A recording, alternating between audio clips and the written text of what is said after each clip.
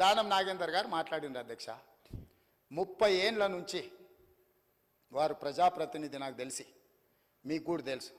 ఈ నగరంలో ప్రతి సందు తెలిసినోడు, నగరంలో ప్రతి సమస్య తెలిసినోడు, ఈ నగరం నుంచి మంత్రిగా పనిచేసినోడు, పార్టీ అధ్యక్షుడిగా పనిచేసినోడు, జాతీయ స్థాయిలో ఈ నగరానికి ఏం అవసరం ఉందో గుర్తించినోడు. మీరు అవకాశం ఇచ్చారు, ఆయన మాట్లాడితే తప్పేముంది అధ్యక్ష?